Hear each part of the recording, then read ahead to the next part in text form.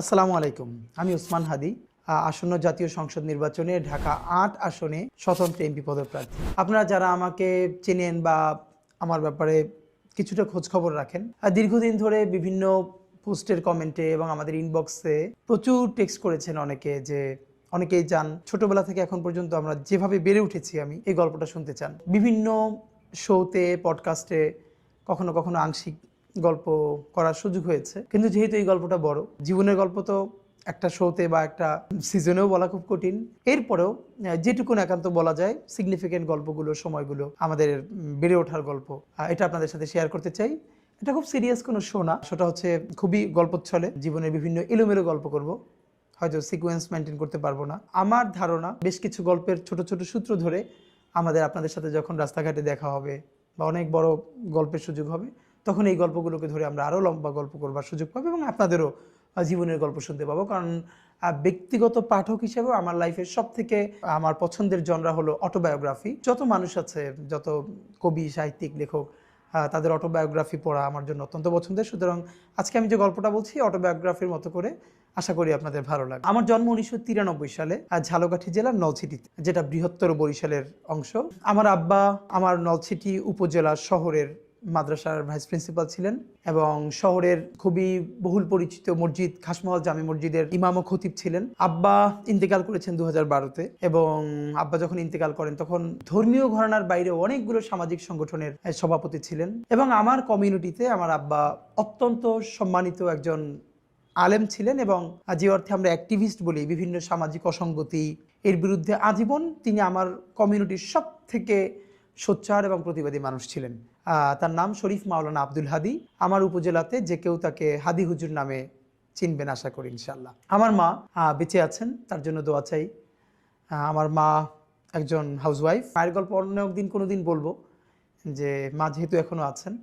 আব্বার গল্প বেশি বলি এই জন্য বিভিন্ন জায়গায়, যে আব্বা নাই তো, যে যখন থাকে না তার অনুপস্থিতি বেশি টের পাওয়া যায়। এই জন্য হয়তো দেখবেন আমি কখনো সুযোগ পেলে আব্বার গল্প এই জন্য বলি যে এছাড়া আমার ব্যক্তিগত জীবনে আব্বার ইম্প্যাক্ট ভীষণ ভীষণ প্রভাব আমার জীবনে, আমাদের ভাই বোনদের জীবনে। আমরা 6 ভাই বোন, আমি সবার ছোট। আমার সবার বড় বোন, তার হাজব্যান্ড তিনি একটি মাদ্রাসার প্রিন্সিপাল নলছিটিতেই। তারপরে আমার বড় ভাই ডক্টর মাওলানা আবু বকর সিদ্দিক। আমি ইচ্ছে করি আজকে খুব একদম খুঁটিয়ে খুঁটিয়ে বলছি, যাতে করে আপনারা আর কোনো মানে না থাকে যে এই ব্যাপারটা জানতে পারলে ভালো হতো। ডক্টর মাওলানা আবু বকর সিদ্দিক উনি বরিশাল শহরে বাঘিয়া আলামিন কামিল মাদ্রাসার প্রিন্সিপাল এবং বাংলাদেশের অত্যন্ত কয়েকটা খুব দৃষ্টিনন্দন এবং গুরুত্বপূর্ণ মসজিদের একটি হচ্ছে বাইতুল আমান জামে মসজিদ বরিশালে, যেটা সারা বাংলাদেশ থেকে মানুষ ওখানে নামাজ পড়তে যান অনেকেই, তো সেটারও খতিব। তারপরে আমার বোন, যার বাসায় থেকে আমি, তিনি ঢাকাতেই থাকেন এবং আমার দুলাভাই একটি প্রাইভেট ফার্মে জব করেন দীর্ঘদিন ধরে। আমার এই বোনের বাসা থেকে আমি মূলত ঢাকা বিশ্ববিদ্যালয়ে পড়াশোনা করেছি। তারপরে আমার আরেকজন বোন, তিনি শিক্ষক, নলছিটিতেই থাকেন। তারপরে আমার আরেক ভাই, তিনি হচ্ছেন ইন্টারন্যাশনাল মেডিকেল ট্যুরিজম করেন, ঢাকাতেই থাকেন। এবং সর্বশেষে আমি। গল্পচ্ছলে এই জন্য বলা যে আলহামদুলিল্লাহ আমার পরিবারের যদি এক কথায় বলি, আমার পরিবারের মানে আমরা 6 ভাই বোন, আমার আব্বা আম্মা, এর বাইরে আমার নানার কথা যদি বলি, তিনি পুরো বরিশালের একজন বিখ্যাত আলেমী দ্বীন ছিলেন। দেওবন্দ থেকে উনি পড়াশোনা শেষ করে বরিশালের একটি বড় মাদ্রাসার মুহাদ্দিস ছিলেন। দক্ষিণবঙ্গে ওনার হাজার হাজার স্টুডেন্ট আছে এবং উনি খুবই সম্ভ্রান্ত একজন আলেম ছিলেন বরিশাল শহরের। আমার নানার দিকের মানে মায়ের দিকের যত আত্মীয় স্বজন, আমার বাবার দিকের, আমার দাদা বাড়ির যত আত্মীয় স্বজন, মানে আমাদের পরিবারটা পুরো একটা শিক্ষক পরিবার। এই জন্য বলা যে আমার মানে আমরা 6 ভাই বোন, আমার আব্বা, তারপরে আমার দুলা ভাইয়েরা, এরা তো ম্যাক্সিমামই টিচারের বাইরেও আমার চাচা, ফুপা, এদের প্রায় সবাই শিক্ষক। আবার আমার নানা বাড়িরও আমার খালুরা, আমার মামারা, এরাও প্রায় সবাই শিক্ষক। সেই হিসেবে একদম মানে আমাদের পুরো জার্নিটাই একটা শিক্ষক পরিবারের সাথে, শিক্ষক পরিবারে বেড়ে ওঠা। পড়াশোনার ক্ষেত্রে একটু যেটা বলা যে আমি জীবনে যদি খুব ব্লেসড, আল্লাহ তালার ভীষণ রহমত প্রাপ্ত একজন আমি মনে করি। এই জন্য কারণ আল্লাহ অনেককেই ভালো পরিবার দেয়, ভালো শিক্ষা প্রতিষ্ঠান হয় না। আবার ভালো পরিবার এবং শিক্ষা প্রতিষ্ঠান হয়, অনেকের জীবনে খুব ভালো বন্ধু হয় না। আমি সম্ভবত আল্লাহর সেই সব রহমতপ্রাপ্ত বান্দাদের একজন, যার প্যারালালি আমি জীবনের শ্রেষ্ঠ 3টা জিনিস পেয়েছি। প্রথমত আমার পরিবার। এই জন্য বলা যে মানে শুধু পরিবার না, যে আমার আজকের যে গ্রুমিং, আজকের যে বেড়ে ওঠা, এর বুনিয়াদটা পরিবারে। শুধু পরিবারে না, চর্চাটা ভীষণভাবে। এরপরে আমার শিক্ষা প্রতিষ্ঠান, যেটা নিয়ে একটু পরে লম্বা গল্প করব। এর সাথে আমি যাদের কথা আজকে বলতে চাই, আমার বন্ধুরা। সেই ছোটবেলা থেকে আজ পর্যন্ত আমি এত ভালো বন্ধু জীবনে পেয়েছি, যারা এখন অনেকেই সারা বাংলাদেশের অনেকে ইউনিভার্সিটির টিচার, ডাক্তার, ইঞ্জিনিয়ার, বিভিন্ন জায়গায় অনেকে চাকরি বাকরি করছেন, যে যার জায়গায় খুব বেশি দেশের জন্য কন্ট্রিবিউট করছেন। তো আমার বন্ধুরা, এবং ছোটবেলা থেকে আজ পর্যন্ত যারা আমাকে ভীষণ ভীষণ ভীষণ ভালোবাসে, সাপোর্ট করে। তো যেটা আমার জীবনের সব থেকে বড় আনন্দের, আমরা বিশেষ করে ভাই বোন, আমরা সবাই, আমরা 6 ভাই বোনের মধ্যে 4 ভাই বোনই হোস্টেলে থেকে পড়াশোনা করেছি। আমারটা একটু পরে বলছি। আমার বড় ভাই, তিনি একই সাথে মাদ্রাসা থেকে কামিল পাশ করে বোর্ড স্টান করেছেন প্রতিবারে। তারপরে কুষ্টিয়া ইসলামী বিশ্ববিদ্যালয় থেকেও আবার পড়াশোনা শেষ করেছেন এবং ওখান থেকে পিএইচডি শেষ করেছেন, এবং তিনি অনার্স মাস্টার্সে ফার্স্ট ক্লাস ফার্স্ট হয়ে রাষ্ট্রপতির কাছ থেকে স্বর্ণপদক প্রাপ্ত হয়েছেন। আমার মেজো ভাই, তিনিও জগন্নাথ বিশ্ববিদ্যালয় থেকে তার ডিপার্টমেন্টে ফার্স্ট ক্লাস ফার্স্ট হয়েছেন এবং ডিনস অ্যাওয়ার্ড পেয়েছেন। আমার ছোট আপু, যে আমার ইমিডিয়েট বড়, সেও আলিম, মানে ইন্টার পরীক্ষায় বাংলাদেশের সম্মিলিত মেধা তালিকায় মাদ্রাসা শিক্ষা বোর্ডে মেয়েদের মধ্যে প্রথম স্থান অধিকার করেছিল। আর আমার পড়াশোনাটা হচ্ছে এগুলো এই জন্য বলা যে আমাদের এই জার্নিটা, আমরা ভাই বোন, আমাদের পড়াশোনা আমাদেরকে এভাবে গ্রো করতে সাহায্য করেছে। এই জন্য একদম ঘরের গল্প আপনাদের সাথে করছি, যাতে লম্বা সময় নিয়ে কেউ চাইলে শুনতে পারেন। আমি ক্লাস 1 to 3 আমি আমার নলছিটিতে আব্বার মাদ্রাসায় পড়েছি। 1 to 3-তে পড়বার পরে আমি বাংলাদেশের সেরা হাতে গোনা কয়েকটি মাদ্রাসার একটি হচ্ছে ঝালকাঠি এনএস কামিল মাদ্রাসা, যেটা অনেকে নেসারাবাদ মাদ্রাসা নামে পরিচিত। এটা হচ্ছে আমার জেলা শহরে, আমার বাড়ি উপজেলাতে। তো 3-র পরে আমি নেসারাবাদে গিয়ে ভর্তি হই, কারণ তখন আমার বড় ভাই এবং মেজো ভাই দুজনেই নেসারাবাদে পড়ছিলেন। তখন সারা বাংলাদেশের মধ্যে হাতে গোনা 2-1টি মাদ্রাসার মধ্যে নেসারাবাদ মাদ্রাসা ছিল। তা আমি ক্লাস 4-এ নেসারাবাদে ভর্তি হই। তো তার আগে 1 to 3 ছোট কিছু যে গল্প বলে যাওয়া দরকার। আব্বার মাদ্রাসায় পড়েছি, বাসা থেকে, যেহেতু আমাদের বাসা নলছিটি শহরেই ছিল, একদম মাদ্রাসা থেকে কাছে। আর আব্বা সবার কাছে অত্যন্ত সম্মানিত ব্যক্তি হবার কারণে, এবং আমার ভাই বোনরাও সবাই পড়াশোনায় ভালো থাকার কারণে, এবং মানে সবাই সমাজে আমাদেরকে ভীষণ ভালোবাসতো, আদর করতো। আমরা ভীষণ স্নেহ পেয়ে বড় হয়েছি পুরো সোসাইটির। তো আমি এখন যে গল্পটা সবথেকে আমার জন্য গুরুত্বপূর্ণ, সেটা হলো এই যে অনেকেই জিজ্ঞেস করে যে আমাদের এই যে আজকে পলিটিক্যাল কনসাসনেস এটা গ্রো করলো কিভাবে। আমি এটা অনেকবার বলেছি বিভিন্ন সাথে, আজকেও বলি যে আমার পলিটিক্যাল গ্রুমিংয়ের সাথে বিএনপির নামটা ভীষণভাবে জড়িত। নলছিটিতে কুড়িপট্টিতে আমাদের বাসা ছিল, যেটা নদী ভাঙ্গনে আমাদের বাড়িটা ভেঙে গেছে। এটা আমাদের জীবনের বড় ট্র্যাজেডি। কুড়িপট্টিতে আমাদের বাসা থেকে 1 মিনিট দূরত্বে আমাদের উপজেলা বিএনপির অফিস ছিল। এবং আমার খুব মনে আছে যে আমার সাথে বন্ধুরা যখন দিনে খেলাধুলা করতে যেত, অফকোর্স আমিও খেলতে যেতাম, কিন্তু দেখা গেছে অন্য গল্প বা আড্ডার সময় আমি কম যেয়ে আমি বিএনপি অফিসে গিয়ে বসে থাকতাম। বড় ভাইয়েরা, ছাত্রদলের বড় ভাইয়েরা গল্প করতেন, বিভিন্ন পলিটিক্যাল গল্প করতেন, আমি পাশে বসে সেই গল্প শুনতাম। সুবিধা ছিল যেহেতু আব্বাকে সবাই খুব সম্মান করতো, আমাদের পরিবারের একটা আমাদের প্রতি সবার ভালোবাসা ছিল। তা আমি গেলে সবাই পার্টি অফিসে আদর করতো, বসতে দিত। তো আজকে আমার খুব মনে পড়তেছে যে আমি তো প্রচুর চা খাই। এই কথাটা মানে এখন বলতেছি এই জন্য যে আমার সাথে যারা থাকে আপনি জানেন যে প্রচুর চা খাই। তো সেদিনকে কিছুদিন আগে শাহবাগে সকালে গেছি একটা কাজে, দেখি 7-এর বা 6-এর একটা মেয়ে ওই স্কুলে যাবে, দাঁড়িয়ে আছে ওখানে ও গার্ডিয়ানের সাথে। তো মনে হয় সম্ভবত বাস আসতে দেরি করতেছে, স্কুল বাস। ও ওখান থেকে চা কিনে চা খাচ্ছে। আমার দেখে এত শান্তি লাগছে, আমি ওরে গিয়ে বললাম তুমি আর 1 কাপ চা খাবা, আমি কিনে দিই, আমার খুব দেখতে ভালো লাগতেছে। এর কারণ আমি সম্ভবত মানে আমার লাইফের গল্প বললে চা খাওয়ার গল্প না বললে আসলে কমপ্লিট হবে না। আমি যখন 2 বা 3-তে পড়ি তখন আমার মনে আছে আমাদের এলাকায় 2 ধরনের চা, মানে বলতো যে সিঙ্গেল চা, ডাবল চা। সিঙ্গেল চা 1 টাকা, মানে হাফ কাপ বা একটু বেশি, আর ডাবল চা 2 টাকা। তো সেই আমলে আমি কাউরি দেখিনি আমার বয়সের যে দোকানে গিয়ে চা খেত। আমি দোকানে যেতাম, ডাবল চা নিতাম এবং পিরিচের উপরে চা ঢেলে পায়ের উপরে পা তুলে তারপরে খেতাম ক্লাস 2-তে 3-তে। বড়রা আমার দিকে তাকাই দেখতেন, আমার ভীষণ ভালো লাগতো যে আমি দোকানে চা খেতে যাচ্ছি। তো সেই যে চা খাওয়া শুরু, তারপর থেকে তো মানে এখন পর্যন্ত চায়ের উপরে আছি। যেই গল্পটা বলা দরকার সেটা হলো যখন 2-3-তে পড়ি বিএনপির অফিসে, তখন বিএনপি বিরোধী দল, সম্ভবত 2000 সন এরকম চলে, 1999 2000 এরকম। তখন মানে দেশে যে রাজনীতির পরিবেশটা ছিল, এইটা আমি এখন খুব আঁচ করতে পারি এই জন্য যেহেতু আমার একটা মফস্বল শহরে বেড়ে ওঠা। তখন যখন হরতাল হতো, বিএনপি যখন বিরোধী দল হিসেবে হরতাল ডাকতো, আপনারা আমার ধারণা যখন সেই সময়টা বড় হয়েছেন, মানে আমি যখন আমার শৈশবের কথা বলছি তখন আপনারা যারা আরও বড়, তখন নিশ্চয়ই এই গল্পগুলো রিলেট করতে পারবেন। আমি তখন মনে আছে যে হরতাল ডাকলে দুটো কাজ হতো। হরতালের আগের দিন সন্ধ্যার পরে আমাদের শহরে মশাল মিছিল হতো, বিএনপির পক্ষ থেকে হরতাল সফল করবার জন্য মশাল মিছিল করা হতো, এবং আগের দিন টেম্পুতে করে মাইকিং করা হতো আগামীকালকের হরতাল সফল হোক সফল হোক। আমার দুইটা ব্যাপার খুব মনে আছে। একটা হলো আগের দিন যখন মাইকিং করা হতো টেম্পুতে আগামীকালকের হরতাল সফল হোক সফল হোক, আমিও বড় ভাইদের সাথে টেম্পুতে উঠে যেতাম এবং আমি তাদের সাথে পাশে বসে মাঝে মধ্যে এরকম বলতাম। তখন আমার বলতো, যখন গ্রামের দিকে যেত যে তুমিও বলো, তখন আমি মনে আছে আমি ক্লাস 3-তে পড়ি, আমিও মাইকে বলতাম যে আগামীকালকের হরতাল সফল হোক সফল হোক।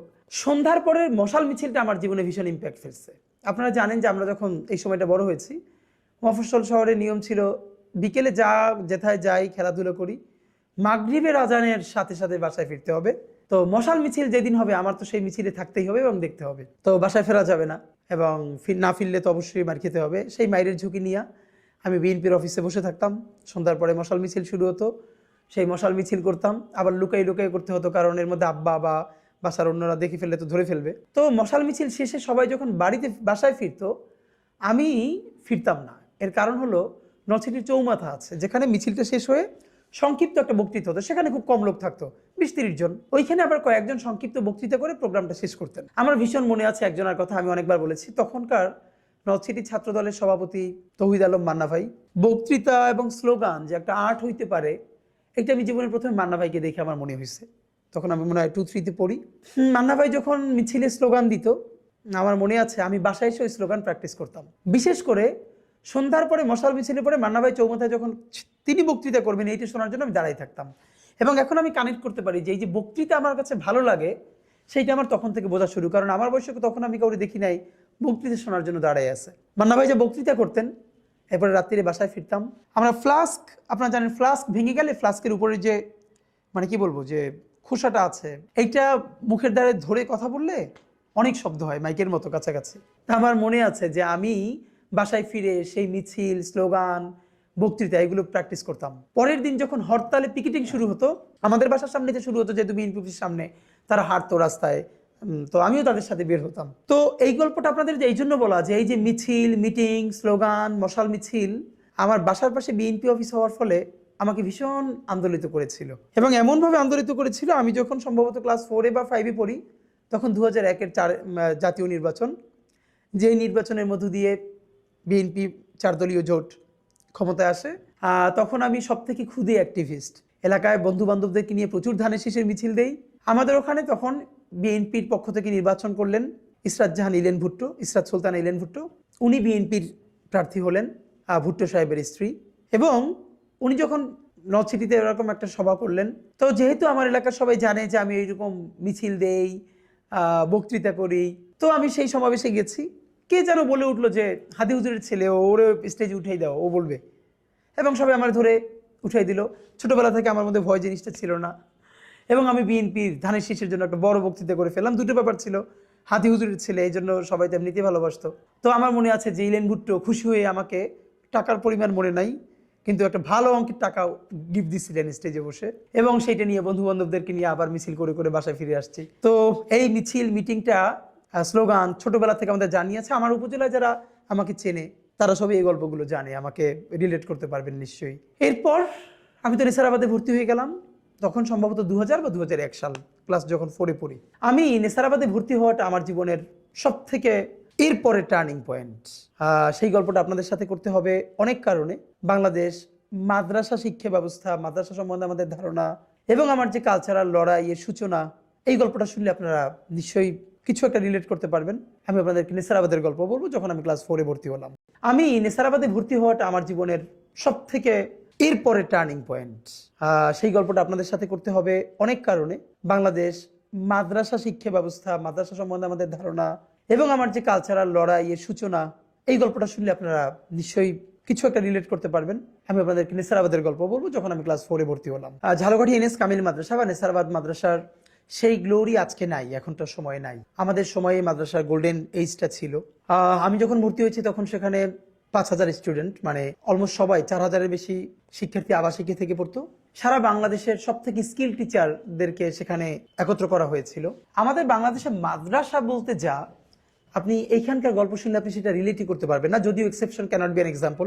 এটাই সারা বাংলাদেশের সমস্ত মাদ্রাসার গল্প না। আমার ভীষণ মনে পড়ে যে এই মাদ্রাসার মানে আমরা যারা একসাথে পড়েছি, ঢাকা মেডিকেল থেকে শুরু করে সলিমুল্লাহ মেডিকেল, বুয়েট, ঢাকা ইউনিভার্সিটি, বাংলাদেশে এমন কোনো ইউনিভার্সিটি নাই যেখানে এই মাদ্রাসা থেকে আমাদের বন্ধুরা, ছোট ভাই বড় ভাইয়েরা সারা দেশের বিভিন্ন ইউনিভার্সিটিতে, মেডিকেল কলেজে, ইঞ্জিনিয়ারিং ইউনিভার্সিটিতে পড়েন নাই শুধু না, অনেকে এখানে ফ্যাকাল্টি হয়েছেন বিভিন্ন ইউনিভার্সিটির।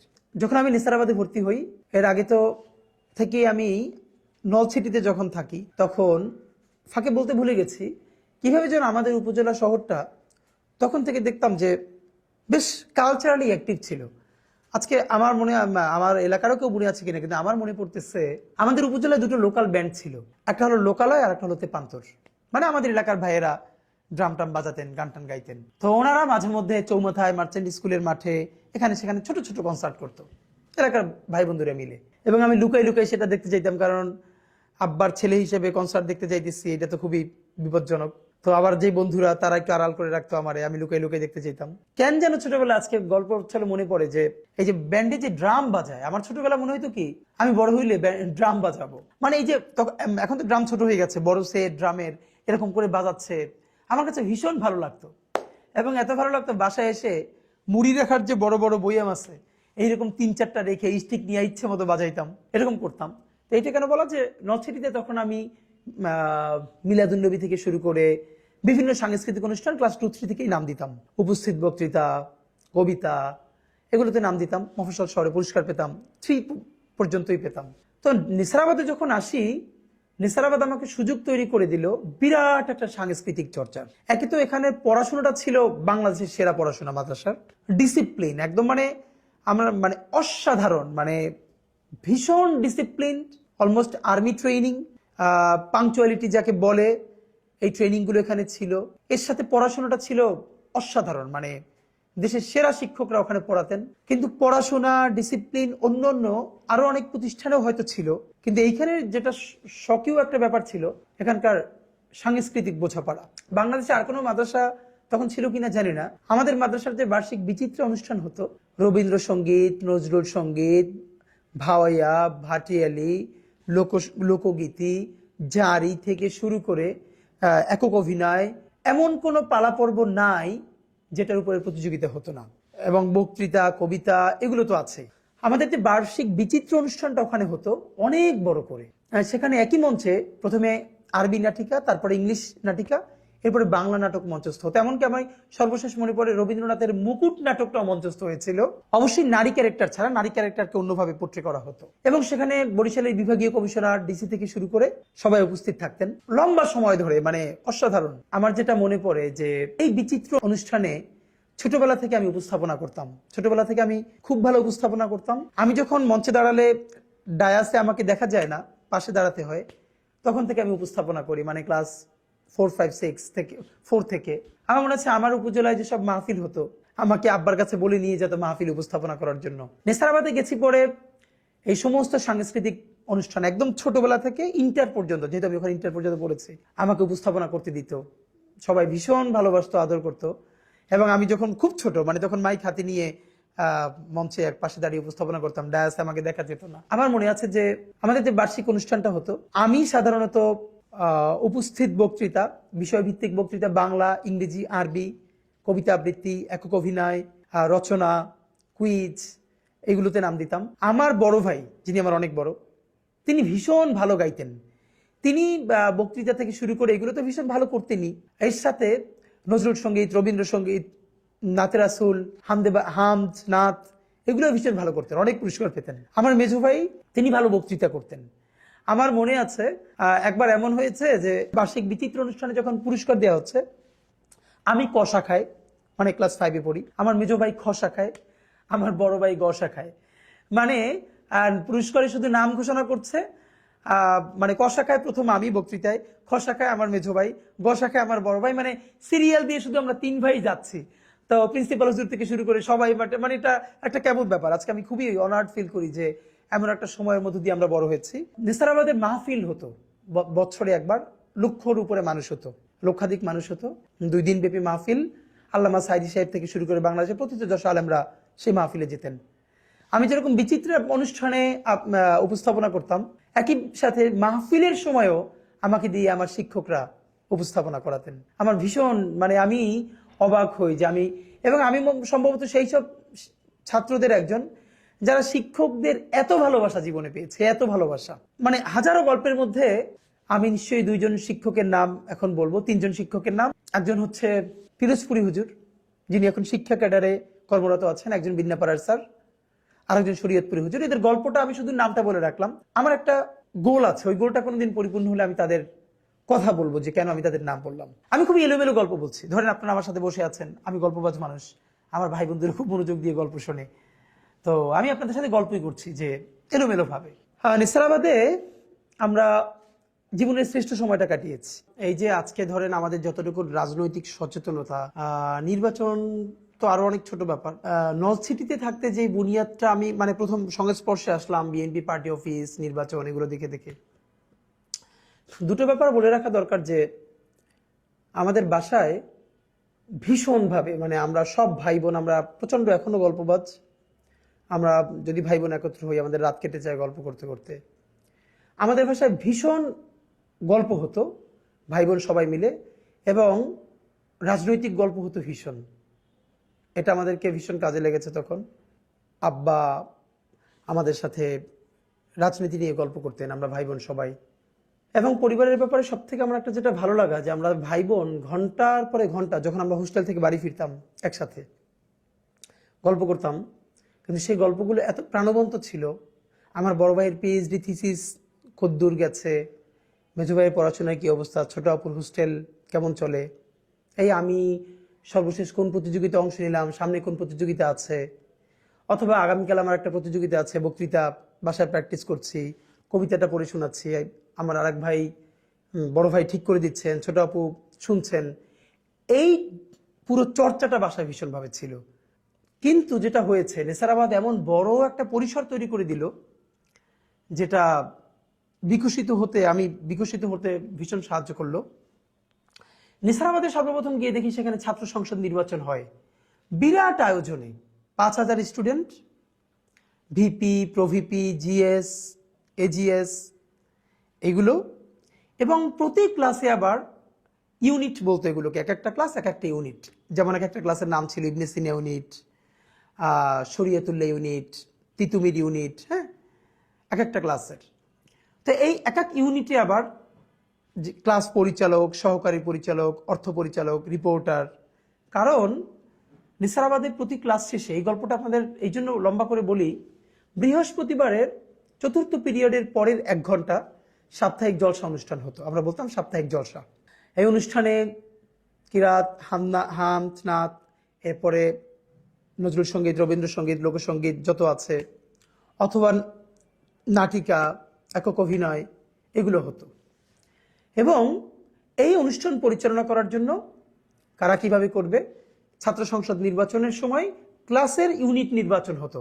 একদম ক্লাসের যে প্রধান ক্লাস পরিচালক, তারপরে সহকারী পরিচালক, এরপরে প্রতি ক্লাস থেকে 5 টাকা 10 টাকা করে সবাই ছাত্র সংসদে কন্ট্রিবিউট করতো, সেটা তোলার জন্য একজন অর্থ পরিচালক। তারপরে অনুষ্ঠান কেমন হচ্ছে, কার তেলাওয়াত কেমন হলো, সঙ্গীত কেমন হলো, বক্তৃতা কেমন হলো, সেইটা আবার তাকে পড়ে শোনানোর জন্য রিপোর্টার ছিল, একজন রিপোর্ট করত। এবং পুরো অনুষ্ঠানে একজন সভাপতিত্ব করতেন নির্দিষ্ট শিক্ষক। তো আমি সম্ভবত ক্লাস 4-এ সর্বপ্রথম, এটা বলে রাখা ভালো যে 1, 2, 3 আমি আমার ক্লাসে ক্যাপ্টেন নির্বাচিত হতাম যখন নর্থ সিটিতে পড়ি। এবং তখনও ডিরেক্ট ভোটে, খাতায় কলমে যে ভোট হতো, সেই ভোটে ক্যাপ্টেন নির্বাচন হতো, এবং যে আবার ক্যাপ্টেন নির্বাচিত হবে সে ক্লাসে সবাইকে খাওয়াবে 1, 2, 3 এই সময় এটা তো করতাম। একটু ফাঁকে বলে রাখা ভালো, আব্বার কাছ থেকে আমার আব্বার মধ্যে মানে আমি আব্বার গল্প শুরু করলে 1 ঘন্টা শেষ হবে না। মানে আমাদের জীবনে আজকে আপনি আমাকে যতটুকু সাহসী মনে করেন বা স্পষ্টবাদিতা বা প্রতিবাদ মুখর, এর সমস্ত গুণ অলমোস্ট আব্বার থেকে পাওয়া। এবং আমরা ভাই বোন মোটামুটি সবাই আব্বার কাছ থেকে কম বেশি ইনফ্লুয়েসড হয়েছি। আব্বা আমার কমিউনিটির মধ্যে সব থেকে অন্যায়ের বিরুদ্ধে সোচ্চার, প্রতিবাদী, যাকে আমরা জজবাওয়ালা মানুষ বলতাম। আমাদের পুরো কমিউনিটিতে তাকে জজবাওয়ালা মানুষ, প্রতিবাদী মানুষ হিসেবে জানতেন, শুধু ধর্মীয় ইস্যুতে না, সমস্ত সামাজিক ইস্যুতে। এবং আব্বার মিছিল, আব্বার স্লোগান, স্পষ্টবাদিতা, এগুলো এত বেশি আমাদেরকে আলোড়িত করেছে যে আমরা এখন ওর বাহির থেকে যেতে পারি না। তো এই জন্য আমাদের ভাই বোন সবার মধ্যে অলমোস্ট এই লিডারশিপ স্কিলটা আমরা পরিবার থেকে পেয়েছি, চর্চাটা ছিল, এবং আমরা ভাই বোন সবাই মোটামুটি কাছাকাছি। আমি একটু আব্বার এই জায়গাটা হয়তো বেশি পেয়েছি, কিন্তু মোটামুটি সব ভাই বোন আমরা কাছাকাছি চরিত্রের, আব্বার এই জিনিসটা আমরা পেয়েছি। তো নেসারাবাদে ক্লাস 4-এ সর্বপ্রথম ছাত্র সংসদ নির্বাচনের সময় আমি ক্লাস পরিচালক, ইউনিটের পরিচালক নির্বাচিত হই ডিরেক্ট ভোটে। প্রত্যেকটা মানে প্রতি মাসে ছাত্র সংসদে সকল ক্লাস মানে যে ইউনিট ক্লাসগুলো তাদেরকে নিয়ে ভিপি প্রভিপি জিএস এর বার্ষিক সভা হতো। সেখানে যেই ক্লাস সব থেকে ভালো পারফর্ম করতো, মানে হলো যেই ক্লাস বেশি চাঁদা তুলতে পেরেছে ছাত্র সংসদের জন্য তাদের জন্য একটা পুরস্কার, তারপরে যাদের সাপ্তাহিক জলসা অনুষ্ঠানটা সব থেকে ভালো হয় তাদের জন্য একটা পুরস্কার। আমার মনে আছে, আমি মনে হয় একমাত্র যে 4 থেকে শুরু করে সব থেকে বেশিবার শ্রেষ্ঠ পরিচালক নির্বাচিত হতাম ছাত্র সংসদে। ঠিক মতো আমাদের ক্লাস থেকে টাকা তোলা, মানে ছাত্র সংসদ পরিচালনার জন্য চাঁদাটা তুলে দেয়া, অনুষ্ঠান করা। তো এই অনুষ্ঠানের পরে যেটা সব থেকে ইউনিক ব্যাপার ছিল, আমাদের এই জলসা অনুষ্ঠানের গল্প করছিলাম বৃহস্পতিবার। অনুষ্ঠানের পরে সব ক্লাস থেকে একটা মিছিল বের হতো। আপনার আমাদের ক্যাম্পাসটা অনেক বড় ক্যাম্পাস, আপনারা গেলে দেখবেন ঝালকাঠিতে। ক্লাস শেষে একটা মিছিল বের হতো, নির্দিষ্ট ভালো ভালো স্লোগান ছিল, এবং এই মিছিলটাও আবার মনিটর করা হতো কাদের মিছিল সুন্দর হচ্ছে। পুরো বছর জুড়ে মাদ্রাসা থেকে শ্রেষ্ঠ ক্লাস একটা পুরস্কার দেওয়া হতো। এর মধ্যে কি কি থাকতো, কোন ক্লাসের স্টুডেন্টরা শতভাগ ইউনিফর্ম মেনটেন করে আসতো, তারপরে কাদের জলসা অনুষ্ঠানটা বেশি ভালো হতো, কাদের মিছিলটা ভালো হতো। আমি যখন ক্লাস পরিচালক ছিলাম, যেহেতু ছোটবেলা থেকে, আমার খুব মনে আছে, যেমন কোন দিন টিচাররা ক্লাস অবজার্ভ করতে আসবেন আমরা তো জানতাম না, হুট করে আসবেন, এসে দেখতে 100 স্টুডেন্টের মধ্যে একজনের টুপিটা, আমাদের সব ছিল সাদা সাদা জামা পাজামা টুপি সাদা কেটস, হয়তো একজনের রঙিন টুপি, তো মার্কস কাটা যাবে। এইটা যাতে কোনোদিন না হয়, অনেকগুলো সাদা টুপি কিনে এক্সট্রা রাখতাম ক্লাসে, সাদা কেটস কিনে 10-12 জোড়া আমাদের যে বড় প্ল্যাটফর্ম ছিল ক্লাসের নিচে রাখতাম, যাতে কেউ যদি কোনোদিন অন্য জুতো পরে আসে, অন্য টুপি পরে আসে, তো যদি যখনই শুনি যে এরকম টিচাররা চলে আসতেছে, তাড়াতাড়ি যেন তাকে চেঞ্জ করে দেওয়া যায়, এইরকম করতাম। এবং আমার মনে আছে আমরা যে বছর আমি যে ক্লাসে উঠতাম, ওই বছর ওইটা শ্রেষ্ঠ পুরস্কার পাইতো, শ্রেষ্ঠ ক্লাস। মানে এটা আমাদের জীবনের সেরা গল্প এটা আমার। এবং আমি আপনাদেরকে একটু বলে রাখি, সারা বাংলাদেশে এমন কোনো জেলা নাই, ইন্টার পর্যন্ত, বিশ্ববিদ্যালয় তো বাদ, যেখানে আমার বন্ধু ছিল না। বিকজ আমি যেহেতু যেখানে পড়েছি 5000 স্টুডেন্ট ছিল। তো আমার 10 বছর আগে 10 বছর পরে, এটা আলহামদুলিল্লাহ গর্ব করে বলছি না, আল্লাহ শুকুর, আমার থেকে বেশি সেলিব্রেটেড কোনো স্টুডেন্ট নেসারাবাদে ছিল না। মানে আমার 10 বছরের সিনিয়ররা আমার এক নামে চিনতেন, আমার অনেক জুনিয়ররাও আমাকে চিনতেন, শুধু না পুরো গ্রামবাসী, যেহেতু ওখানে মানুষ পর্দা করতেন, খালাম্মারা আন্টিরা। আমি যেহেতু সমস্ত মাহফিল এবং অনুষ্ঠান উপস্থাপনা করতাম, তো আমার কণ্ঠটা সবাই চিনতেন, এটা ওসমানের কণ্ঠ। সেই যখন ছাত্র সংসদ প্রতি মাসে হতো, রিপোর্ট পেশ করতাম, আমি যখন, আমার মনে আছে, আমি আমার ক্লাসের রিপোর্ট নিয়ে দাঁড়াতাম, সবাই খুব মনোযোগ দিয়ে শুনতো যে আমাদের রিপোর্ট কি পড়ছি, শ্রেষ্ঠ পরিচালক নির্বাচিত হতাম। তো এইটার মধ্যে যে গল্পটা মনে পড়ে, যে আমাদের মিছিল, আমি যেহেতু ছোটবেলা থেকে ভালো স্লোগান দিতাম, আমরা 3 ভাই, আব্বার কাছ থেকে পাওয়া। এবং আমার গলা, মানে আব্বার গলা আমরা কেউ পাইনি, আব্বার গলা এত ভারী এবং দারাজ কণ্ঠ। আমরা যখন মিছিল দিতাম, আমার ক্লাসের মনে আছে যে আমাদের টিচার যে লাউঞ্জ ছিল মাদ্রাসায়, সব টিচাররা বসতেন, তারা বের হয়ে বারান্দায় এসে দাঁড়াতেন আমাদের মিছিলটা দেখার জন্য। আমি সবসময় মিছিলের উল্টো দিক ঘুরে স্লোগান দিতাম, মানে এত ভালো করে দিতাম যে টিচাররা আমাদের মিছিলটা দেখার জন্য দাঁড়াতো। একটা গল্প মনে খুব পড়ছে, তখন ক্লাস 6-এ পড়ি, 7-এর সাথে আমাদের খুব আড্ডাআড্ডি লড়াই। ক্লাস 7-এর সাথে এই জন্য লড়াই যে দেখা যেত যে পুরো মাদ্রাসায় 5000 স্টুডেন্টের মধ্যে যে কয়েকজন ভালো পারফর্মার, পুরো প্রতিষ্ঠান সবাইকে চেনে, তার অধিকাংশ আমাদের ক্লাসের। আমি নিজে, আমার বন্ধু মাহমুদ, মিসবাহ, শফিক, এরকম অনেকজন, মানে পুরো মাদ্রাসা সেলিব্রিটির অন্তত অর্ধেকের বেশি আমরা এক ক্লাসে। এটা ভীষণ একটা মজার ব্যাপার ছিল। তো আমরা একদিন, মানে যে জলসার পরের যে মিছিল, আমরা মিছিল নিয়ে যাচ্ছি, তো তো আমাদের ক্লাসে একটু বয়সে যারা বড়, ওরা ওই দিন ছিল না, যাদের গায়ে একটু শক্তি টুক্তি বেশি। ক্লাস 7-এ যাদের একটু গায়ে শক্তি টুক্তি বেশি, ওরা সবাই ছিল। আমরা মিছিল ক্রস করছি, এমন সময় মানে ওরা আমাদের মিছিলের মধ্যে ঢুকে যায় এবং কেউ একজন মানে কলমের ক্যাপ খুলে আমার মাথার মধ্যে এভাবে মেরে দেয় পিছন থেকে। আপনারা অনেকেই জানেন যে মাথায় প্রথমে মারলে অনেক সময় টের পাওয়া যায় না। আমি তো খুবই ছিলাম যে মিছিল ভেঙে গেছে, এরপরে হুটহাট করে মারামারি হয়ে গেল। তা আমি আমাদের সবাইকে টেনে নিয়ে সামনে চলে গেলাম মিছিল দিতে দিতে। তো আমি যেহেতু উল্টা দিক ঘুরে মিছিল দেই, পিছন থেকে আমাকে কেউ দেখতে পাচ্ছিল না। হঠাৎ একজন অন্য দিক থেকে দৌড়ে এসে আমার পিঠে হাত দিল এবং দেখা গেল পুরো মাথা থেকে রক্ত পড়ে পিঠ ভিজে গেছে, লাল হয়ে গেছে। সেরকম হাত দিয়ে আমার সামনে আনার পরে দেখলাম মানে এরকম কলম মারার পরে পিছন থেকে রক্ত, একদম পিঠ লাল হয়ে গেছে, সাদা জামা। এরপর তো মানে একদম যা হওয়ার, সবাই প্রিন্সিপাল হুজুরের কাছে চলে গেছে, এটি করলো। তারপরে ক্লাস 7 আমার পুরো ট্রিটমেন্টের খরচ দিল, সব মিলে টিলে। মানে এটা বলা যে আমাদের কি জার্নিটা ছিল। আর মাঝে মধ্যে ওরা আমাদের ক্লাসের সামনে ফুলের টপ ভেঙে ফেলতো যাতে আমরা ফার্স্ট না হই। আমরা আবার কান্নাকাটি করে বিচার টিচার দিতাম, কিন্তু আমাদেরকে আটকাইতে পারতো না, বিকজ ওদের কাছে শক্তি বেশি ছিল। কিন্তু পারফরমেন্সের দিক থেকে আমাদের ক্লাসের পারফরমেন্স অনেক বেশি ছিল। এরকম করে করে করে করে 9-10 পর্যন্ত দাখিল পরীক্ষা দিয়ে ফেললাম। মানে অসাধারণ। আমি নিসারাবাদের গল্প বলতে শুরু করলে ফাঁকে একটা অসাধারণ গল্প আপনাদেরকে বলি নাই, মনে পড়ছে কেবল। ক্লাস যখন 8-এ পড়ি তখন মনে হলো একটা পত্রিকা বের করব, মাসিক পত্রিকা। মাথায় ঘুরপাক খেলো, পুরো ক্যাম্পাস জুড়ে লিখে লিখে। এর আগে আমরা প্রচুর দেয়ালিকা বের করতাম, অনেক সুন্দর করে দেয়ালিকা বের করতাম, সেই দেয়ালিকার মোড়ক উন্মোচন করতাম। আর আমি ছোটবেলা থেকে যেহেতু পুরো মাদ্রাসায় পরিচিত, প্রিন্সিপাল হুজুর থেকে শুরু করে ডিসি, এসপি বা বিভাগীয় কমিশনাররাও আমাকে চিনতেন প্রোগ্রামের কারণে। তো একটা পত্রিকা বের করব, উদ্যোগ নিলাম, লেখা সংগ্রহ করলাম এবং 8-এ বসে প্রথম একটা মাসিক পত্রিকা প্রিন্টেড, মনে আছে, নবজাগরণ, আমি সম্পাদক হলাম এবং বের করলাম।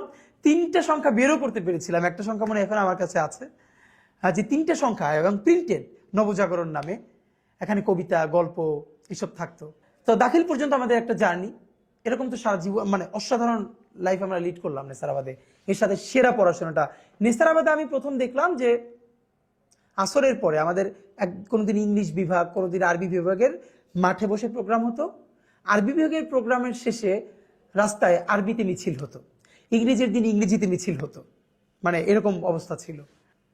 দ্বিতীয় গল্প হলো, নেসারাবাদে ভর্তি হওয়ার পরে আপনারা জানেন বাংলাদেশে তখন প্রচুর সাংস্কৃতিক চর্চা হতো। সংস্কৃতি মন্ত্রণালয়ের অধীনে জাতীয় শিক্ষা সপ্তাহ অনুষ্ঠান হতো বছরে একবার, অনেক বিরাট করে, একদম উপজেলা, জেলা, বিভাগ, তারপরে জাতীয় পর্যায়ে। ধর্ম মন্ত্রণালয়ের অধীনে ইসলামিক ফাউন্ডেশনের তরফ থেকে বছরে কয়েকটা প্রোগ্রাম হতো, শিক্ষা মন্ত্রণালয়ের পক্ষ থেকে হতো।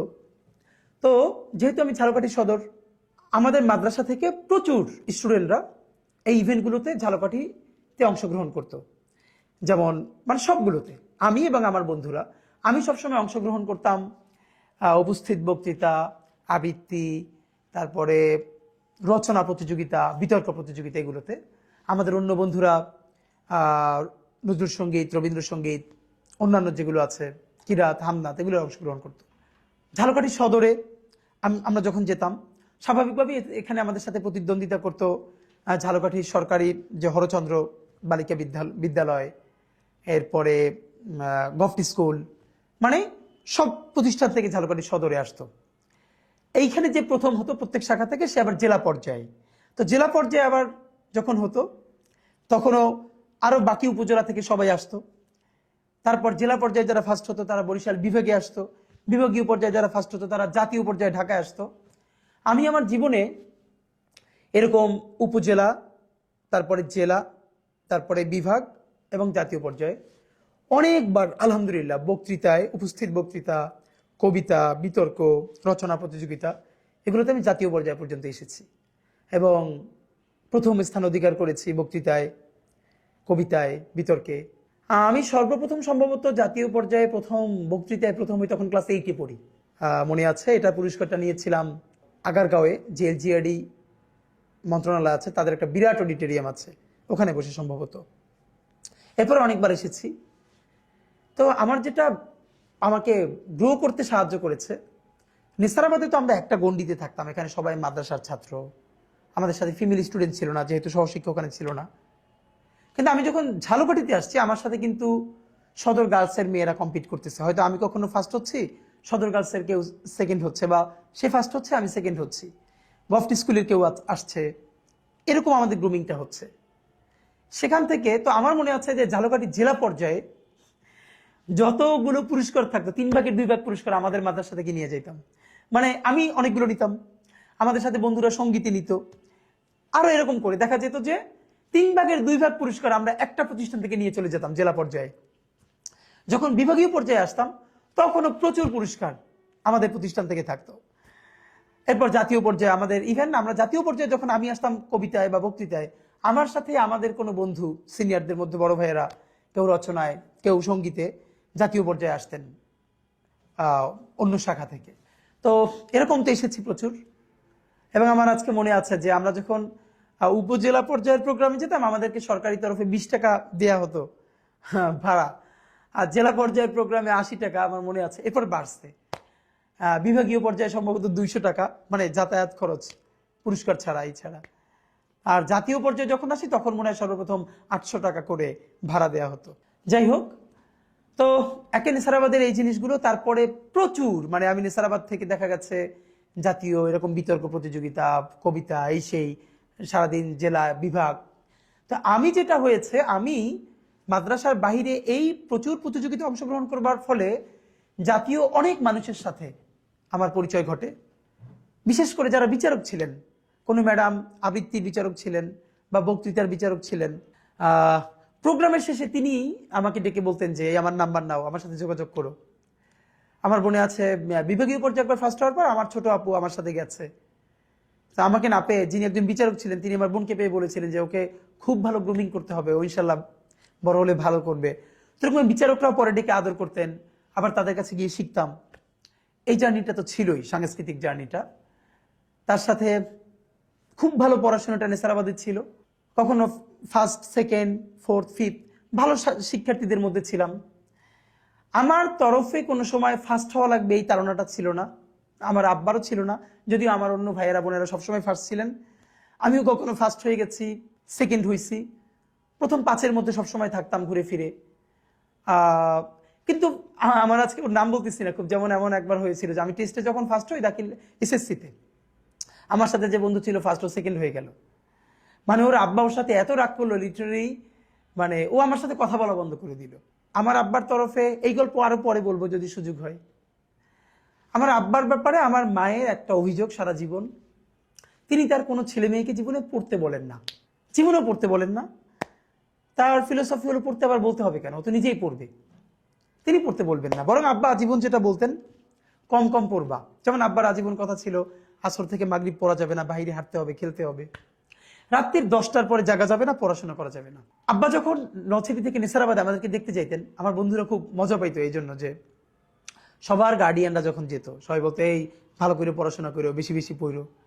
আব্বা বলতো কি কম কম পড়বা, আসরের পর পড়বা না, রাত্রি 10টার পর পড়বা না। এটা সবাই শুনে খুব মজা পেত। কখনো ফার্স্ট হয়ে গেছি এমনও হয়েছে, আমার মনে আছে আজকে এই গল্পটা, সম্ভবত ইন্টারে।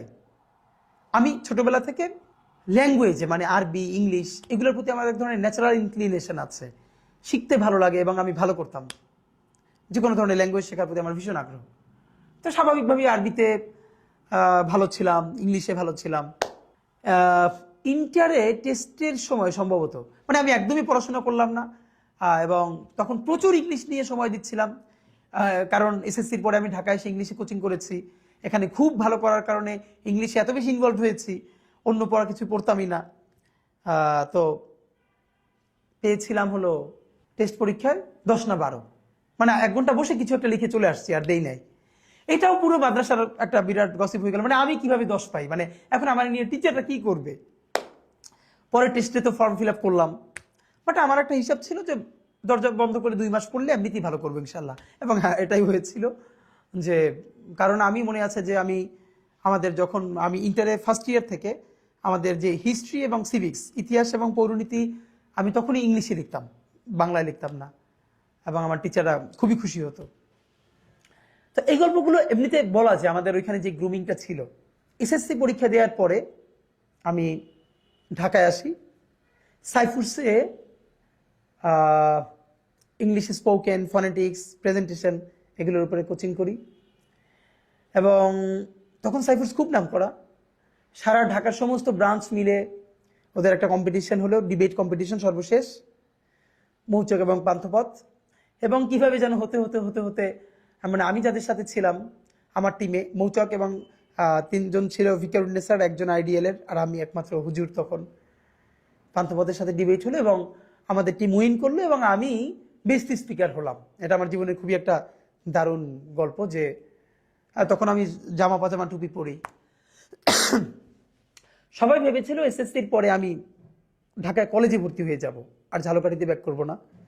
আমাদের যিনি ফনেটিক্সের ক্লাস নিতেন, তিনি ঢাকা বিশ্ববিদ্যালয়ে ইংলিশের শিক্ষক ছিলেন, আলিফ স্যার, মনে আছে। তো উনি যখন জিজ্ঞেস করলেন, আমি বললাম না, আমি আবার কি মাদ্রাসায় ভর্তি হব।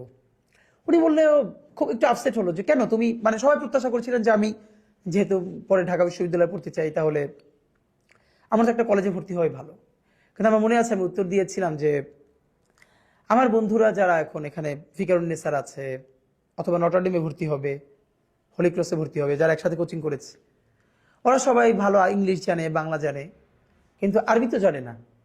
আমার ভালো লাগার ব্যাপার হলো আমি তো ইংলিশটাও জানি ওদের মতো করে মোটামুটি, মাশাল্লাহ, বাংলাটাও জানি, কিন্তু আমি যে আরবিটা শিখছি, এটা যে আর একটা এফিসিয়েন্সি আমার মধ্যে আছে, এটা তো ওদের নাই। সুতরাং আমি এটা আরো গ্রো করতে চাই। তো এইটা শুনে উনি খুব খুশি হয়েছিলেন। আবার ব্যাক করলাম এসএসসির পরে, আলিমের এসারাবাদে আবার ভর্তি হলাম। আলিমটা আমি পড়াশোনা করি না, একদম একাডেমিক পড়াশোনা। আমি প্রচুর ইংলিশ ফনেটিক্স নিয়ে সময় দিলাম। সময় পেলে ঢাকায় চলে আসতাম, আমার সেই টিচারদের সাথে ক্লাস করতাম। এবং ইন্টার সেকেন্ড ইয়ারে লাকিলি ঝালকাঠিতে ঢাকা থেকে একটা প্রতিষ্ঠান গেল, স্যাঙ্গুইন ল্যাঙ্গুয়েজ ক্লাব, তারা স্পোকেন ফনেটিক্স শেখাবে এবং তারা টিচার নিবে।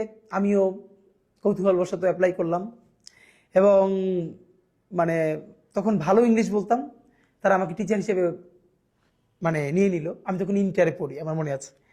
এবং সেখানে যারা ভর্তি হয়েছে পরে স্পোকেনে ফনেটিক্সে, সবাই ইন্টারের চেয়ে, মানে কেউ বরিশাল বিএম কলেজে অনার্স পড়ে, মাস্টার্স পড়ে। তো সেখানে স্টুডেন্ট, আর আমি ইন্টারে পড়ি, কিন্তু আমি তখন তাদেরকে ট্রেন আপ করাচ্ছি। এটা আমার জীবনের একটা বিরাট গল্প। স্যাঙ্গুইন ল্যাঙ্গুয়েজ ক্লাব আমার জীবনের বিরাট অংশ। এটা ঝালকাঠিতে যারা আছেন তারা নিশ্চয়ই মনে করতে পারবেন। এবং আমি স্যাঙ্গুইনের সাথে সেই ইন্টার থেকে শুরু করে আমি ঢাকা বিশ্ববিদ্যালয়ে যতদিন পড়েছি, ততদিন পর্যন্ত বছরে একবার গিয়ে স্যাঙ্গুইন ল্যাঙ্গুয়েজ ক্লাবে, বছরে একদিন 7 দিন আমি একবার গিয়ে 7 দিন সেখানকার টিচার্স ট্রেনিং করাতাম। এই সম্পর্কটা আমি ধরে রেখেছিলাম, কারণ ওটা আমার প্রফেশনাল জার্নি শুরু। আর একটা মজার ব্যাপার হলো, আমার লাইফের প্রথম প্রফেশনালি মানে আমার স্টুডেন্ট হলো আমার বন্ধুরা। যখন ইন্টারে পড়ি, আমাদের 1 মাস ছুটি দিল রোজার মাসে। তো আমি যেহেতু আলহামদুলিল্লাহ ইংলিশে ভালো, আমার সব বন্ধুরা ধরে বললো 50 জন যে নেসারাবাদে, যে আমরা যেহেতু বাড়ি যাব না, তুইও থাক, আমাদেরকে ইংলিশ পড়া, স্পোকেনটা পড়া। এবং আমরা সেটা শুরু করলাম। আমাদের মাদ্রাসার অনুমতি নিয়ে আমাকে একটা ক্লাসরুম দেওয়া হলো। আমার বন্ধুরা 50 জন ক্লাস করে, আমি ওদেরকে পড়াই। সারাদিন রাত্রি একসাথে দুষ্টমি করি এবং দিনে আবার ক্লাস করাই। তো 2-1 জন টিচার তো একটু বাঁকাভাবে নিলেন। এইটাকে চ্যালেঞ্জ আকারে নিয়ে লাইফে আসলে খুব খুব মনে প্রাণে চাইলে না আল্লাহ সহজ করে দেন। এটা প্রথম প্রমাণটা আমার লাইফে ঘটলো তখন। রোজার মাস, আমার 2-3 জন টিচার তারা একটু এটা ভালোভাবে নিলেন না, বাকিরা সবাই ভীষণ সাপোর্ট করলেন। তা আমি এত চ্যালেঞ্জ আকারে নিলাম যে আমি এইখান থেকে একটা আউটপুট দেখাতে চাই যে আমরা কি করলাম। আগে দিনে ক্লাস করতাম 10টা থেকে 1টা, এরপরে বাড়ালাম বিকেলেও 3টা থেকে আসর, এরপর ইফতার। শেষের সপ্তাহ শুরু করলাম যে তারাবির পরে রাত্রি 11টা থেকে ক্লাস শুরু করে অলমোস্ট 1টা-2টা পর্যন্ত। আমি তখন শারীরিকভাবে ভীষণ অসুস্থ, কিন্তু আপনি যখন ভীষণ মনে প্রাণে কিছু চাইবেন এবং করতে চাইবেন, আল্লাহ ওই শক্তি দিয়ে দেয়। আমার মনে আছে এই পুরো রোজার মাস আমি এত অসুস্থ, সকালে ক্লাস করাই, বিকেলে ক্লাস করাই, রাত্রিরে ক্লাস করাই, আমি একা, আমার বন্ধুরা আমার সাথে ক্লাস করে। বিকজ আমি চাচ্ছিলাম যাবার আগে একটা প্রোগ্রাম দিব এবং সেখানে আমি এই জিনিসগুলো পারফর্ম করাতে চাই আমার বন্ধুদেরকে দিয়ে, সব টিচারদেরকে দাওয়াত দিয়া। এবং আলহামদুলিল্লাহ 25শে রমজান যখন শেষ করলাম, আমাদের অনেক টিচারদেরকে দাওয়াত দিলাম সমাপনী অনুষ্ঠানে। 8 থেকে 10 জন আমরা স্পিকার, যারা আমাদের বন্ধুরা ক্লাস করলো, তারা সেখানে ইংলিশে প্রেজেন্টেশন দিল। মানে গ্রেট। আমি আল্লাহর কাছে এত মানে শুক্রিয়া যে আমাদের পুরো টিচাররা অবাক হয়ে গেছেন এটা দেখে। এবং আমার যে বন্ধুরা 8-10 জন সেখানে খুব ভালো, যাদের কে আমি গ্রুমিং করার সুযোগ পেয়েছিলাম, তাদের অলমোস্ট সবাই একই সাথে আমরা আবার ঢাকা ইউনিভার্সিটিতে ভর্তি হয়ে গেছি। এবং আমার এই বন্ধুরা এখন আমাকে স্বাভাবিকভাবে বন্ধুরা তুমি করে ডাকার কথা, কিন্তু তারা আমাকে আপনি করে ডাকে। এটা অনেকেই জিজ্ঞেস করে এটা কেমন কথা। এই কারণ হলো ওই যে আমি যখন ক্লাস নিতাম, তো ওদের একটা ব্যাপার যে যেহেতু আমি ক্লাস নিচ্ছি লম্বা সময়, তোরা আমাকে আপনি ডেকে আনন্দ পায়। তো এরকমই আমরা বন্ধুরা। তো এই গল্পটা এই জন্য বললাম যে আমার সাংস্কৃতিক যাত্রাটা একটা ধরা, আমার সেই ছাত্র সংসদ নির্বাচন, বিএনপির মিছিল, এইটা একটা জার্নি। এরপরে আমি আমার বন্ধুদেরকে পড়ানো, তারপরে ঝালকাঠি স্যাঙ্গুইন ল্যাঙ্গুয়েজ ক্লাবে ক্লাস নিতে শুরু করা, টিচার হিসেবে আলহামদুলিল্লাহ খুব নাম করে ফেলা। এই সব জার্নিগুলো আমাকে আমি হতে সাহায্য করেছে। এর সাথে আমার পরিবার। নেসারাবাদ থেকে এবার বের হয়ে যাব, যে গল্পটা বলা দরকার। ইন্টারে পড়ি যখন, সম্ভবত 2007-08 গল্প। ঢাকা বিশ্ব 111 চলে, তখন ইমার্জেন্সি চলে দেশে, সমস্ত মিছিল মিটিং দেশে নিষিদ্ধ। ঢাকা বিশ্ববিদ্যালয়ে হঠাৎ করে একটা নিয়ম করলো, মাদ্রাসা শিক্ষার্থীরা 5টা ডিপার্টমেন্টে ঢাকা বিশ্ববিদ্যালয়ে ভর্তি হতে পারবে না।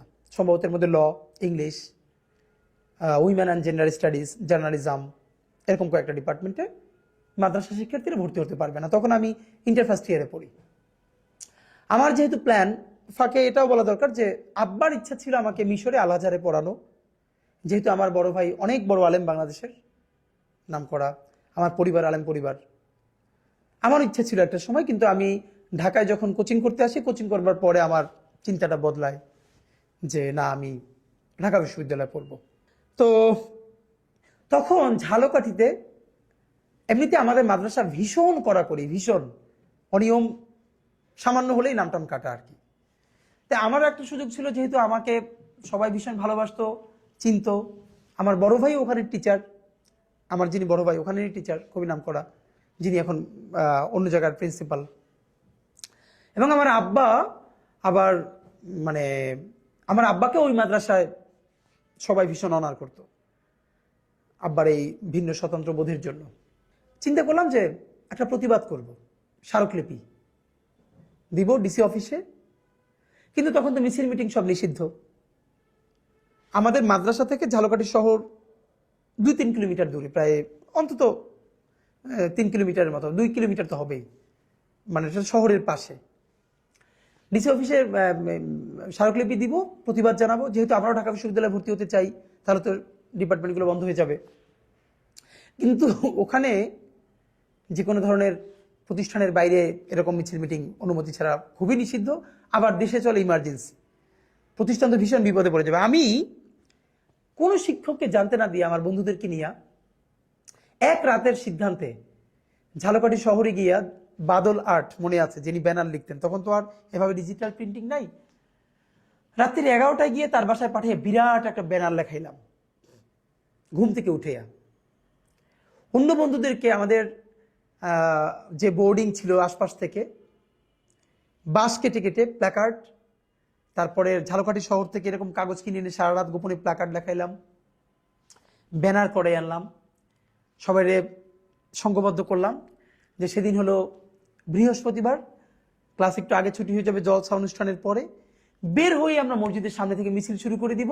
মিছিল শুরু করলে তো আমাদেরকে আটকাতে পারবে না, আমরা মিছিল করে ফেলবো, তারপরে যা হয় হোক, সব দায়িত্ব আমার। আগে জানলে তো আটকাই দিবে। আমাদের ক্লাস, আরো অনেক ক্লাসকে আমি আস্তে আস্তে আস্তে আস্তে কানেক্ট করে ফেললাম, বলে রাখলাম। এবং আমি যেটা করলাম, আমার বেশ কিছু, আমি যেহেতু জাতীয় পর্যায়ে অনেক অনুষ্ঠানে আসতাম, এই কারণে অনেক বড় ভাইদের সাথে পরিচিত হয়ে গিয়েছিলাম। তা আমি ঝালকাঠিতে বসে ঢাকায় ফোন করে, আমার মনে আছে দিগন্ত টেলিভিশনের এক ভাই, তাকে বললাম যে আমরা ঝালকাঠিতে এরকম একটা প্রোগ্রাম করব, প্লিজ আপনারা কাভারেজের ব্যবস্থা করেন। তো ওনারা ওইটা জেনে, যেহেতু ইমার্জেন্সির মধ্যে প্রোগ্রাম, ওনাদেরও আগ্রহ ছিল। আমার মনে আছে আমাদের মাদ্রাসায় দিগন্ত টিভির ক্যামেরা চলে গেছে, এবার আরো বেশ অনেক সাংবাদিক চলে গেছে।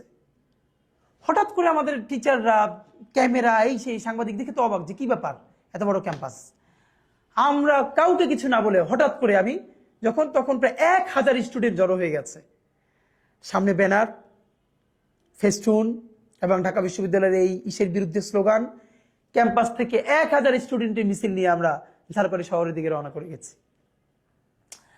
এবং সর্বশেষ গিয়া ডিসি অফিসে স্মারকলিপি দিলাম, দিয়ে টিয়ে সবাই প্রতিষ্ঠানে ফিরল, আমি আর বাসায় ফিরলাম না। কারণ ওইটার প্রেস রিলিজ হাতে লিখে বিকেল 5টা পর্যন্ত ঝালকাঠি শহরের কোন সাংবাদিকের কোথায় কোথায় বাসা, যাদেরকে প্রেস ক্লাবে পাই নাই, গিয়ে ফটোকপি করে দিয়ে আসলাম।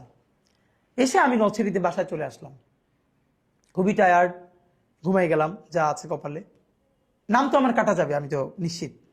আমি ঘুমাইছিলাম, আমার বড় ভাই আব্বাকে ফোন করে বলল যে আব্বা এবার মনে হয় ওর নাম কাটা যাবে, এবার আর আটকানো যাবে না। আমার বোন আমাকে বলল যে আব্বা তাকে উত্তর দিল আমার বড় ভাইকে যে ও হয়েছে তো একটু আমার মতো, কি করবা বলো। এবং অন্য পরিবার হলে যেটা হইতো যে স্বাভাবিকভাবে বকাঝকা করতো। খুব টায়ার্ড, আমি সকালে ঘুমিয়ে আসছি, তখন নলছিটিতে পত্রিকা আসতো বরিশাল থেকে লঞ্চে। আব্বা লঞ্চ ঘাট গিয়ে দাঁড়িয়েছেন আমি জানি না, সব পত্রিকা আসলো। আব্বা প্রত্যেকটা পত্রিকা খুলে খুলে 3-4টা পত্রিকা দেখলেন আমাদের এইটা নিউজ করা হয়েছে, ছবি দেওয়া হয়েছে। আব্বা সেই পত্রিকাগুলো কিনে বাসায় না ঘুম থেকে উঠে আমার বলতেছে যে এই যে দেখো তোমাদের কালকে প্রোগ্রামে এই পত্রিকায় আসছে। মানে আমার এই কথাগুলো খুব মনে পড়ে আর কি। যাই হোক, মানে ঢাকার জন্য আমরা ঝালকাঠিতে বসে আন্দোলন করলাম, এটা জাতীয় পত্রিকা আসলো, আমাদের জন্য তো আনন্দের। ঢাকায় ফিরলাম ইন্টার পরীক্ষা দিয়ে।